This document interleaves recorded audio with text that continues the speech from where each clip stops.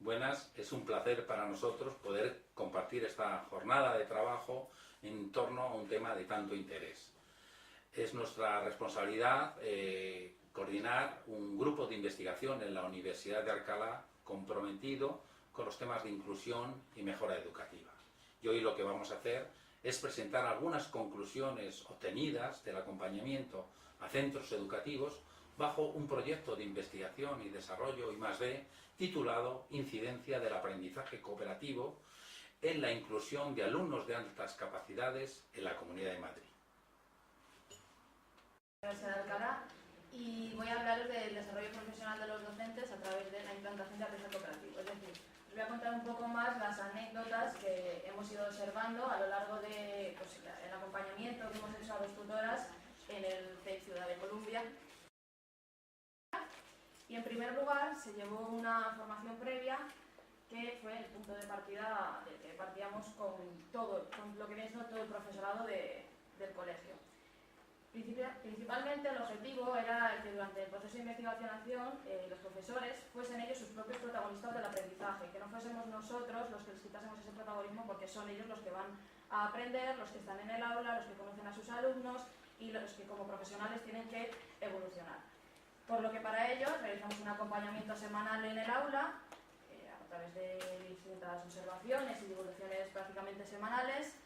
Observábamos los cambios que se producían después de cada evolución, realizamos una observación, se realizaba una devolución tras prácticamente todas las observaciones de más o menos longitud, y ya en la siguiente sesión observábamos los cambios que se habían realizado en el aula y en las propias profesoras en su acción como docentes.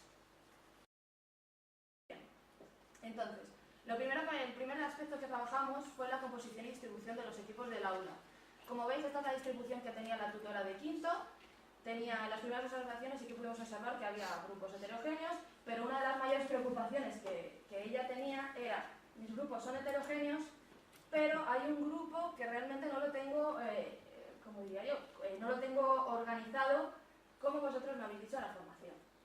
No pasa nada, las formaciones son orientativas y un grupo heterogéneo no tiene por qué ser siempre lo que dice el libro de texto, ¿vale? Entonces, ella vio que así le funcionaba y ella es la que trabaja con los alumnos y ella es la que tiene que ver cómo funciona su aula y cómo funcionan mejor los grupos que ella tiene formado. Pero sí que pudimos observar que existían pequeños problemas de comunicación, sobre todo en los grupos que estaban compuestos por 5 alumnos, por el tema de cuando realiza actividades que son grupales o paso de individual, pareja, a el grupo de 4, ese alumno número 5 siempre se encontraba o bien descolgado de las actividades, o bien tenía que mover su silla, o bien era la tutora que tenía que estar día tras día indicándole: mueve tu silla. Entonces eso también para las tutoras era muy pesado. Y las dificultades que existían para ver la pizarra, uno de los grandes problemas que tienen todos los profesores dentro del aula, porque no ven la pizarra y se empiezan a mover y no les gusta su sitio y se quieren cambiar y todo eso. Entonces, en la primera devolución que hicimos, decidimos que lo primero que tenía que hacerse era redistribuir el aula, que todos los alumnos se encontrasen a gusto, porque para poder funcionar, lo primero es que ellos se encuentren a gusto en su propia aula y eso a la tutora también les facilite su propia labor como docentes. Y fue cuando la tutora nos explicó que los equipos estaban prácticamente recién formados, por lo que os decía. Este año había empezado con este grupo, y entonces los grupos todavía se estaban afianzando. Por lo que también deberíamos observar pues cómo funcionaban, si aparte de cambiar la distribución deberíamos de cambiar la composición de algunos grupos o cambiar a algún alumno de sitio. Para ello le propusimos, al igual que luego os contaré con la tutora de sexto, realizar una serie de dibujos en los cuales los alumnos tuviesen que dibujar cómo se sentían ellos en el grupo, cómo estaban en su grupo distribuido y qué querían mejorar o qué cambiarían de su propia aula, de su propio grupo clase. Para ello os voy a enseñar una pequeña muestra. Este grupo es el grupo B, ¿vale? Que son de 3 alumnos, y habíamos observado que uno de los alumnos está formado por 2 niñas y un niño. Habíamos observado que uno de los alumnos se descolgaba un poco porque las 2 alumnas pues eran un poco más pispiretas y entonces iban muy rápido y el pobre se quedaba descolgado, entonces se cruzaba de brazos y se desentendía totalmente de lo que hiciesen sus compañeras. Pero, por ejemplo, este es el dibujo de él y como podemos observar, aunque no se ve muy bien, él se sentía totalmente integrado, para sorpresa también de la tutora, porque ella siempre decía: es que no sé dónde colocarle, no sé dónde ponerle, y veo que se sienta con ellas, pero tampoco acaba de hablar mucho con ellas, no acaba de integrarse como tal, pero luego descubrimos que sí, que realmente estaba totalmente integrado y se nos encontraba muy a gusto. Eso bajo su punto de vista. Porque luego llegó una de sus compañeras y aunque le dibujaba sonriente, y no sé, la verdad que no se ve muy bien, le dibuja a él como sudoroso, un poco estresado, y entonces ellas son conscientes de que él no se anclaba muy bien a lo que era el ritmo de ellas dos. Sin embargo, la otra alumna sí que le dibujaba contento y integrado. O sea, que aunque a primera vista para la tutora ella pensaba que no estaba del todo integrado, realmente él sí se encontraba bien y feliz, o sea que ese no era uno de sus mayores problemas en cuanto a distribución. Y respecto a la distribución que hizo, ya en la última sesión pudimos observar el cambio que hizo en la distribución del aula. De esta manera, incluso los propios alumnos se veía que estaban muchísimo más unidos, veían todos la pizarra perfectamente, no tenían que moverse tanto, pasó de tener 3 grupos de 5 a tener solo un grupo de 5. El grupo de 5 además era el grupo que ella misma decía, es que no estoy muy segura de que siga la norma, lo mantuvo porque realmente funcionaba muy bien. Respecto a la tutora de sexto, como podéis ver, tiene menos alumnos, los grupos los tenía distribuidos totalmente de otra manera, aunque también de manera circular, y los grupos también eran heterogéneos y existían los típicos problemas de comunicación, pero a nivel mucho menor porque ya el año anterior habían estado trabajando de esta manera. Entonces, la primera evolución lo que decidimos es que los equipos bases se iban a mantener, ya que funcionaban muy bien, pero lo que teníamos que intentar era que hubiese una mayor integración en el equipo de 5 alumnos, porque lo típico, se encontraba muy descolgado y además hacían algunas actividades diferentes, etc. Le propusimos realizar los dibujos, lo cual implicó modificar el grupo A cambiando los compañeros de hombro. En vez de cambiar lo que es la distribución del aula o cambiar la composición, simplemente cambiamos los compañeros de hombro por lo que vais a ver a continuación. Con ellos. Respecto a la identidad de equipo, partíamos de dos puntos de vista bastante diferentes. La tutora de quinto solo había trabajado en una sesión de trabajo lo que es la identidad de equipo, la realización de elección de un nombre del equipo, carteles, logotipos, pero no se había afianzado para nada la identidad y no tenía el nombre del equipo para nada. Sin embargo, la tutora de sexto, al llevar ya desde el año anterior con los mismos nombres de equipo, sí que había un afianzamiento y de hecho a ella le preocupaba que entre ellos se llamasen como uno de los grupos era por ejemplo los charos y se llamaban entre ellos los charos y dijimos, ¿cuál es el problema? Si es que están un paso más adelante, ellos mismos saben que son de ese grupo y se identifican con él plenamente. Entonces, les propusimos realizar la dinámica del blanco y la diana, que es esta, en la cual tenían que buscar hobbies, gustos y características comunes para que a ellos les identificase. Los alumnos de quinto tuvieron que realizarlo todos desde cero porque no tenían identidad ninguna y los alumnos de esto, algunos mantuvieron el nombre del equipo y otros lo modificaron. O sea, eso según los alumnos se fueran encontrando más o menos a gusto. ¿Trabajo de que realizaron los alumnos? Sobre todo, pues elegir los nombres, realizar los carteles, sentir que ellos pertenecían a ese grupo y para ello fue muy importante el trabajo que realizaron las tutoras, ya que en todo momento se referían a los equipos por sus nombres o a los alumnos. No había un Jesús o un Antonio, había un Chiaro o había un WhatsApp, por ejemplo. En cuanto a la cohesión de pareja y grupal, era una de las cosas que, bajo nuestro punto de vista, más preocupaba a las tutoras. El hecho de, sí, trabajan en grupos, pero yo no sé si realmente todos mis alumnos están aprendiendo. Yo no sé si cuando llega el final de la clase, todo lo que se ha trabajado en el grupo se ha aprendido o ha participado uno o han participado todos. Entonces, lo primero que decidimos es realizar una pauta previa a todo lo que fue la observación, y es que deberían de realizar actividades en las cuales tuviesen más dependencia del compañero y del grupo. Es decir, hacer un paso intermedio entre mi trabajo individual y el del grupo. Pasar de mi trabajo individual a decido con mi pareja y ya después ya decido con lo que viene siendo el grupo para así asegurarnos también de que todos participan. Para esto también fue muy importante los roles que hablaré después. Entonces, las primeras observaciones que tuvimos es que ambas tutoras seguían todas nuestras pautas, tanto de este aspecto como de todo lo demás, en la medida de lo posible, pero observamos un gran nivel de competitividad, lo típico, la mano levantada, la mano levantada, la mano levantada.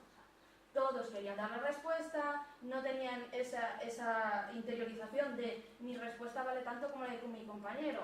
Si a mí me toca contestar, mi respuesta vale igual, no tengo por qué levantar la mano o enfadarme porque no me toque a mí y mi compañero diga bien, aunque mi idea ya ha sido mía, lo cual nos costó un poquillo que interiorizasen. Para ello, los primeros cambios que se realizaron en las tutoras es la introducción de actividades en pareja, sobre todo muchas actividades, hubo incluso la tutora de sexto que realizó sesiones enteras, solo actividades por pareja, para que llegasen a interiorizar realmente lo que era la importancia de mi compañero de hombro o mi compañero de frente. Se dio una gran importancia al consenso grupal ante la respuesta, es decir, no es tan costoso decir, dedico 10 microsegundos a, no, primero la respuesta en grupo, bla, bla, bla, bla, bla, y ya la decimos. Y eso para el grupo fue muy importante porque les ayudó a sentir esa concienciación. Y la rotación del portavoz para evitar sobre todo la frustración de todos los alumnos a la hora de dar las respuestas.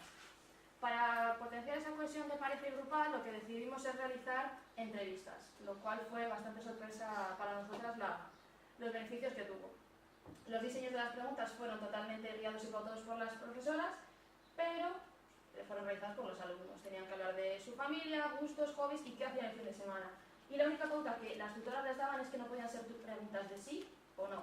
Tenían que ser preguntas que te diesen pie a algo más, que te diesen pie a contar una anécdota, voy a jugar al fútbol, sí, pero ¿con quién? ¿A qué hora? Todos los días, son de tu barrio, son de clase, conocerse un poco más, ir a profundizar para descubrir los datos anecdóticos.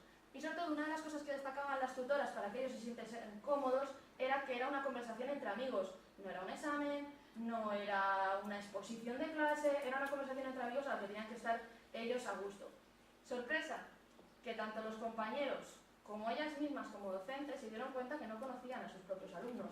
O sea, los niños acabaron la clase diciendo, es que yo me siento con mi amigo aquí todos los días y no sé nada de él, no le conozco, no sé lo que hace. Y la profesora le pasaba exactamente lo mismo. ¿Cómo voy a actuar con ellos si ni siquiera sé lo que les gusta? Que es lo que hablaba antes de compañera. Partamos de lo que les gusta para poder hacer todo lo demás. Por lo que fue un gran descubrimiento para ellos. Y otro dato anecdótico fue que la tutora les preguntó, ¿creéis que esto deberíamos de hacerlo más a menudo? Hablar con nosotros, conocernos. Y dijeron, sí. ¿Cuándo? En septiembre nada más lleguemos a clase. Decían, en septiembre cuando lleguemos queremos volver a hacerlo. Lo hacemos al final para ver si nos conocemos más al final del curso o nos hemos quedado solo en septiembre. Respecto a la independencia positiva de roles, ambas tutoras tenían prácticamente los mismos roles pautados y en la primera devolución lo que hicimos fue que era fundamental rotar los roles, modificar el portavoz para lo que os decía, evitar la frustración a la hora de participar, interiorizar las funciones y la tabulación de los roles. Esta tabulación no se llevó mucho a cabo, pero sí que notamos una gran autonomía a la hora de realizar las distintas funciones. Por ejemplo, cuando algún alumno faltaba a clase, la tutora se acercaba y le decía, por favor, ¿le puedes apuntar a tu compañero qué es lo que hemos hecho y qué tiene que hacer? Y enseguida decía, no, si es que ya se lo he apuntado. O sea, había una gran autonomía en los alumnos, el hecho de haber insistido mucho al principio de las sesiones en este es tu rol, estas son las funciones, y ellos mismos tienen interiorizado sus funciones, lo cual aligeraba también mucho la carga y el peso que tenían las profesoras a lo largo de las sesiones.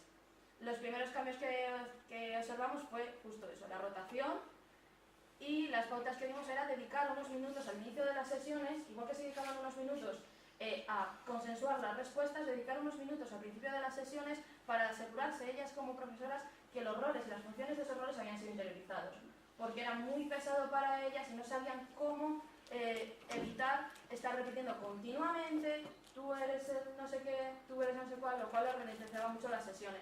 Pero al final sí que, o sea, lo que os digo, había una interiorización total. Y la observación final es eso, la gran autonomía y que los alumnos eran realmente conscientes de cuáles eran sus funciones y cuál era su labor dentro del grupo en cada una de las sesiones. Por tanto, ¿cuáles son los aprendizajes que las tutoras han conseguido a lo largo de todo este apoyo, esta guía y esta ayuda que les hemos ido ofreciendo a lo largo de todo el proceso? Sobre todo es el cambio en la percepción que tienen de los equipos, el ver que los equipos funcionan, que los alumnos realmente aprenden, que se sienten cómodos, que evolucionan tanto a nivel académico como a nivel social, que pueden comunicarse con ellos de manera más directa y que entre ellos también se entienden. El lenguaje para reforzar la identidad, el hecho de dirigirse a ellos por sus nombres de equipo a los alumnos les llenaba. Entonces, al llenarles eso, ellas como tutoras también se sentían bien porque veían que esas pautas y esa dedicación, ese no de dirigirse a ellos por el nombre suyo, sino por el del equipo, para ellos era muy enriquecedor. La importancia de las relaciones de los alumnos, que esto sobre todo descubrieron con las entrevistas, que no se dieron cuenta de la gran importancia que tenía conocer a sus compañeros para que luego todas las sesiones de trabajo, todo lo académico, todo lo que llevaban a cabo, era realmente la base, era conocerse entre ellos para poder dar ese paso más allá. La escucha activa, tanto de los propios compañeros, tanto a los niños, entre ellos a los alumnos, ellos con sus propios otros compañeros, que también, bueno, luego se contagiaron un poco algunos de la metodología y tenían mayor interés que cuando empezó todo este proceso. La inclusión que supone trabajar de esta manera, el hecho de poder atender a todos los alumnos, de no tener a nadie con las manos vacías, de brazos cruzados, se puede atender tanto a altas capacidades, bajas, medias, semis, todas las capacidades. Los docentes como guías del aprendizaje pasan de ser ese profesor autoritario de esto es lo que yo digo, esto es lo que se hace, a escuchar a los alumnos, escúchales y ellos te dirán lo que quieren. Y la eliminación de la competitividad. Yo soy importante, pero mis compañeros también lo son, y como docentes también les facilitaba mucho la labor el hecho de saber que los alumnos estaban más organizados y que entre ellos se escuchaban mucho más.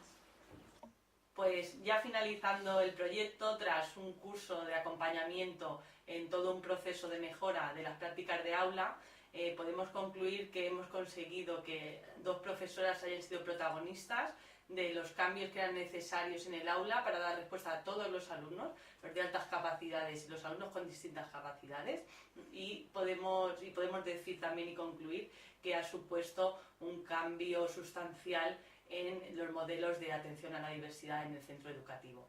No nos queda más que satisfacción por todo el proceso, por haber podido acompañar a las profesoras en aula, un curso completo, y ha sido realmente estupendo.